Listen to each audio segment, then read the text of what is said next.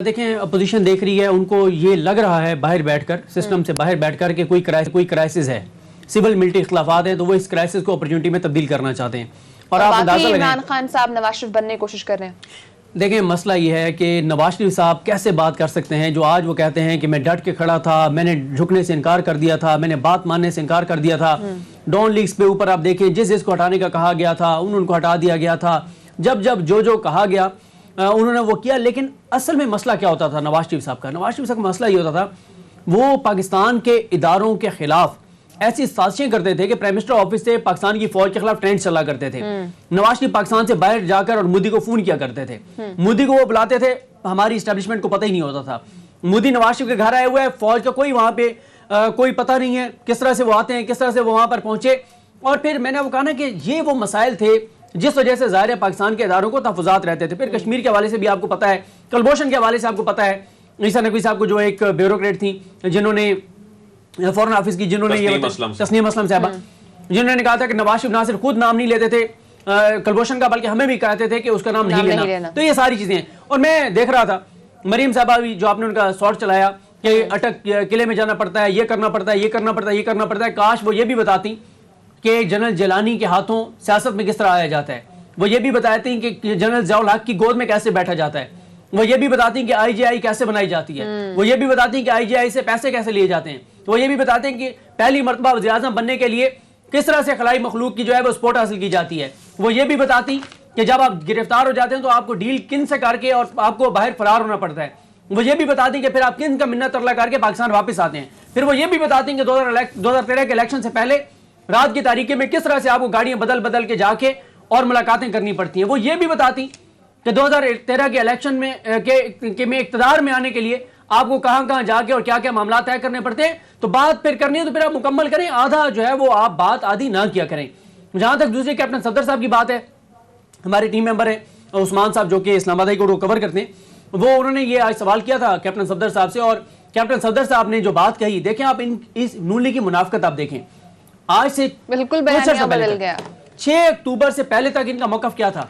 इदारों की मुदाखलत खत्म होनी चाहिए, वोट को इज्जत मिलनी चाहिए। वोट को इज्जत कैसे मिलनी चाहिए कि प्राइम मिनिस्टर आता है वोट लेकर, तमाम इख्तियारात प्राइम मिनिस्टर के पास होने चाहिए। आप क्या कह रहे हैं?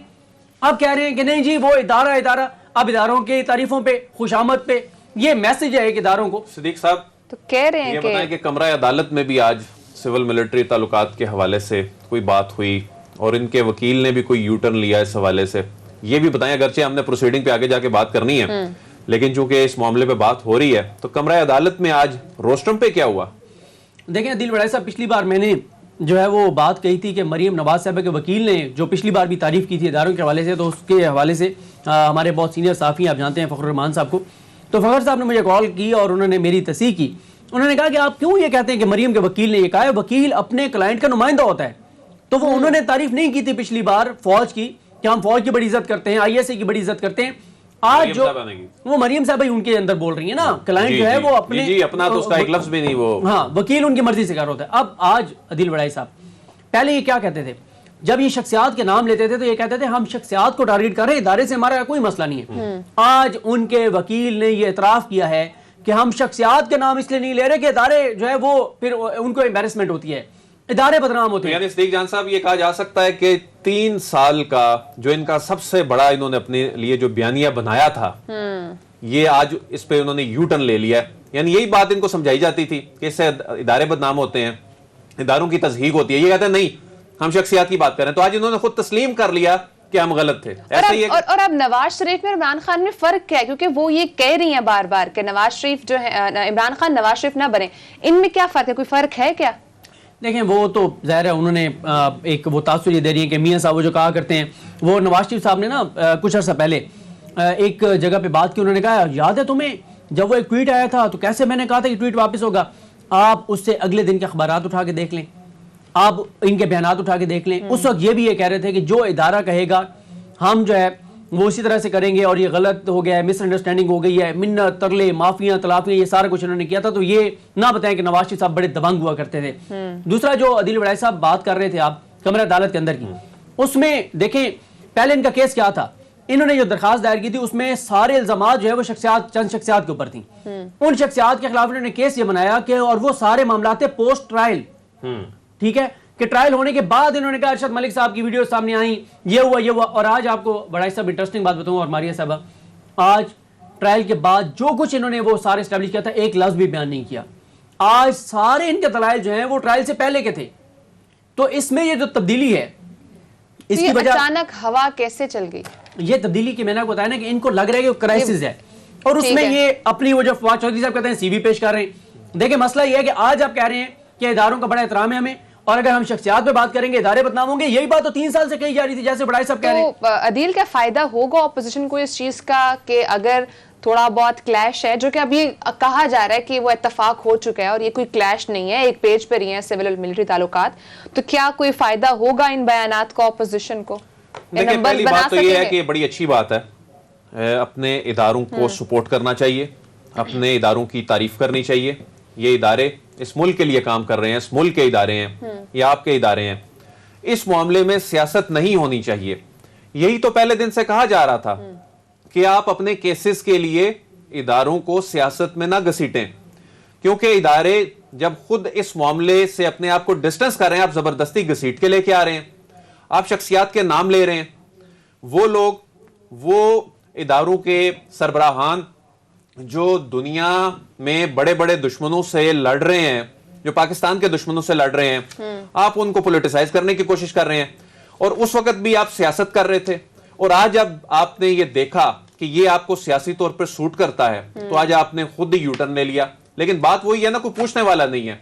और आज आप अदालत में खड़े होके भी ये बयान दे रहे हैं, और आज आप जब बाहर मीडिया टॉक करते हुए भी ये बयान दे रहे हैं, तो अपने सियासी मकासद के लिए इदारों को बीच में नहीं लेकर आना चाहिए। बहरहाल नून लीग को अगर 3 साल बाद, या मौलाना साहब को अगर 3 साल बाद ये समझ आ गई है कि किसी की को हार का गुस्सा है, किसी के को केसेस का गुस्सा है, तो ये अब खुद तस्लीम कर रहे हैं कि हम ये गलत कर रहे थे। ये 3 साल में जो एक सियासी बयानिया था मुख्तलिफ जमातों का, उसमें बड़ी तब्दीली देखने में आई है, और कुछ तब्दीलियां खुशाइंद भी हैं। और उसमें खास तौर पर जो मुस्लिम लीग नून है, या जो पीडीएम की अहम जमातें हैं, उनके हवाले से ये तब्दीली गुज़श्ता 1-2 रोज में देखने में आई है। और इसकी जो बुनियादी वजह है वो खुद हुकूमती इक़दामात हैं, हुकूमती रवैया है, जिसकी वजह से ऐसा हुआ है। अपोजिशन फ्रंट फुट पे नजर आ रही है। उसकी क्या रीजंस हैं? उसकी एक रीजन तो ये है कि देखें कि 2 स्ट्रेंथ्स थी इमरान खान साहब और उनकी हुकूमत की जो समझी जाती थी। मतलब मईशत के हवाले से तो वो मलबा डाल देते थे पिछली हुकूमतों पे, गवर्नेंस के हवाले से भी वो कह देते थे कि जी ये जो मशीनरी है, ये जो इंतजामी मशीनरी है, इसमें मसाइल हैं, बड़ी बड़ी तब्दीलियां उन्होंने की, उसके बावजूद चीजें ठीक ना हुई, फिर वो 70 साल पे बात डाल दी जाती थी। अच्छा, 2 स्ट्रेंथ्स क्या थी? एक उनका जो नैरेटिव था, वो नैरेटिव था एहतसाब के हवाले से, और जब भी उनसे सवाल कोई भी होता था, पाकिस्तान तहरीक इंसाफ जो है वो कहती थी कि हमारा मंशूर जो है वो एहतसाब है, इस मुल्क के सारे मसाइल, इस मुल्क के जो सबसे बड़ा मामला मसला जो है वो मुआशी है, या जो सियासी या इंतजामी मसाइल भी हैं वो माजी की हुकूमतों पर डाले जाते थे, और कहा जाता था जी ये करप्शन है और लूटी हुई दौलत वापस लानी है।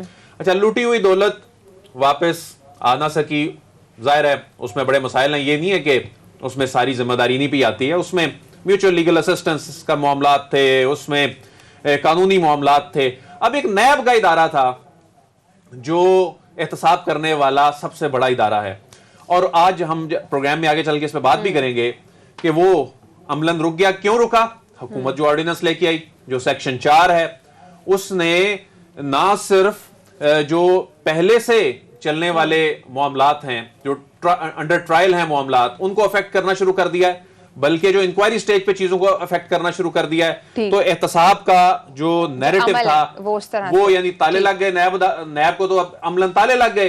अच्छा, दूसरी स्ट्रेंथ क्या थी कि एक परसेप्शन जो थी कि सिविल मिलिट्री जो ताल्लुकात थे, एक पेज के हवाले से बात होती थी, अहम जो कौमी मामलात हैं, कौमी सलामती के मामलात हैं, इसमें बड़ा पॉजिटिवली देखा जा रहा होता था कि ये जी बड़े मिसाली ताल्लुकात हैं। और इसमें कोई शक नहीं है, जिस अंदाज में जो तस्वीर दिखाई गई है, जो सोशल मीडिया पे जिस तरह से प्रोपेगेंडा किया गया है, सूरत हाल उतनी खराब या उतनी बुरी नहीं थी, लेकिन कुछ चीजें ऐसी हैं जो मिस हैंडल किस तरह की गई। जिस तरह मैंने कल भी कहा कि प्रेस कॉन्फ्रेंस जो है वो नहीं करनी चाहिए थी, अगर कर दी तो उसमें कुछ ऐसी चीजें थी जो नहीं डिस्कस करनी चाहिए थी, आपको ये तासुर जाहिर करना चाहिए था। उसका नतीजा ये निकला कि अब देखें, जब प्रेस कॉन्फ्रेंस हो गई, जब आपने कह दिया कि मामलात हल की तरफ जा रहे हैं, जो कि इतलात हैं कि चले भी गए हैं, हो भी गए हैं मामलात हल, अब सिर्फ बहुत एक जो फॉर्मेलिटी है थोड़ी बहुत वो रह गई है। लेकिन देखें कि इस प्रेस कॉन्फ्रेंस को किए हुए कितने घंटे गुजर चुके हैं। वो प्रेस कॉन्फ्रेंस करने के बाद अब तक जो सोशल मीडिया पे फिर क्या सराहियां मारिया। ये एक बड़ी इंपॉर्टेंट बात ये है कि देखें कि जो स्टॉक मार्केट है ये बदतरीन इसमें ये गिरावट का शिकार है, और आज भी स्टॉक मार्केट में जो शदीद मंदी देखी गई वो इन्हीं स्पेकुलेशंस की वजह से देखी गई। और ये स्पेकुलेशंस क्यों हो रही हैं, इसकी जिम्मेदार हुकूमत है। जब एक चीज हल हो गई है, जब आपके मिनिस्टर ये कह रहे हैं कि मुशावरत का अमल मुकम्मल हो चुका है, जब आप ये कह रहे हैं चीजें तय हो गई हैं, जब आप कह रहे हैं कोई मसला नहीं है, आपने प्रेस कॉन्फ्रेंस कर दी है और उसके बाद आपने कुछ ऐसी बातें करके कुछ सवालात उठा दिए, उसके बाद अब जब ये नए नए चीजें, कुछ ऐसे नाम ट्विटर पे आने शुरू हो गए जिसके बाद स्टॉक मार्केट क्रैश कर गई, तो ये जो अनसर्टेनिटी है ये खुद फैलाने में। मरियम नवाज ने आज प्रेस कॉन्फ्रेंस भी की है, वो कह रही थी कि इमरान खान को नवाज शरीफ की जरूरत नहीं है, वो ये कोशिश ना करें कि वो नवाज शरीफ बने। वो क्या कह रही थी, जरा पहले सुन लें। आपको नवाज शरीफ बनने की कोशिश भी नहीं करनी चाहिए। नवाज शरीफ जब वोट को इज्जत दो का नारा लेकर मैदान में आया था तो वो मुंतखब वजीर आजम था, वो आईनी वजीर आजम था, वो अवाम के वोट से आया था, और उस तरह की जो स्टेटस है वो अचीव करने के लिए, वोट को इज्जत दो का नारा लगाने के लिए आपको जेलें बर्दाश्त करनी पड़ती हैं। आपको मैं डिक्टेशन नहीं लूँगा कहना पड़ता है और फिर उस पर कायम रहना पड़ता है। आपको अटक किले में जाना पड़ता है, आपको जिला वतनी बर्दाश्त करनी पड़ती है, आपको झूठे केसेस बर्दाश्त करने पड़ते हैं, आपको झूठी सजाएं बर्दाश्त करनी पड़ती हैं, आपको जेलों में जाना पड़ता है, आपको ह्यूमिलिएशन बर्दाश्त करनी पड़ती है, आपको अपनी बेटी को जेल में जाता हुआ, किसी बेगुनाह बेटी को जाता हुआ देखना पड़ता है। और शेर की खाल पहनने से कोई शेर नहीं बन जाता। इसी के साथ साथ नाज़रीन, पहले हमने देखा कि मुस्लिम लीग नून की जानिब से एक मखसूस बयानिया अपनाया गया था, लेकिन अब इसमें कुछ चेंजिंग आ रही है। कैप्टन सफदर इस हवाले से क्या कह रहे हैं, पहले क्या कहते थे और अब क्या कह रहे हैं, जरा ये भी देखें। ख्वाजा साहब ने कहा वज़ीर आज़म का इख्तियार है। ओ भाई, वज़ीर आज़म का क्या इख्तियार है कि वो अब अदारों में भी वज़ीर आज़म साहब घुस हैं। वज़ीर आज़म का इख्तियार ये है कि आटा 3000 रुपये मन हो गया है, जाएँ आप हमारे इलाके में 1500 रुपये का मिलता है 20 किलो का आटा। पेट्रोल कहाँ चला गया? वज़ीर आज़म के ये काम है। वज़ीर आज़म के ये काम नहीं है ग्रेड 20, 21, 22 की पोस्टिंग ट्रांसफ़र करें। क्या कभी चीफ ऑफ आर्मी स्टाफ ने कहा कि इसको सेक्रेटरी एस्टैब्लिशमेंट लगाएं, इसको दाखिला लगाएं, इसको फलाना लगाएं? हर इदारे का अपना रोल है। पड़ गई, ये मामलात किस तरफ जाएंगे? नहीं, कोई दरार नहीं है। काम वही होगा जो 73 साल में एक डिसिप्लिन फोर्स है वो उसको करने दिया जाए। सिद्दीकी सिर्फ मरियम नवाज और कैप्टन सफदर नहीं बल्कि मौलाना फजल रहमान भी काफी बदले बदले नजर आ रहे हैं हमें। आपको क्या लग रहा है, ये ऑपोजिशन का बयानिया अचानक से क्यों बदला है, इसके पीछे क्या वजह है आपके अकॉर्डिंग?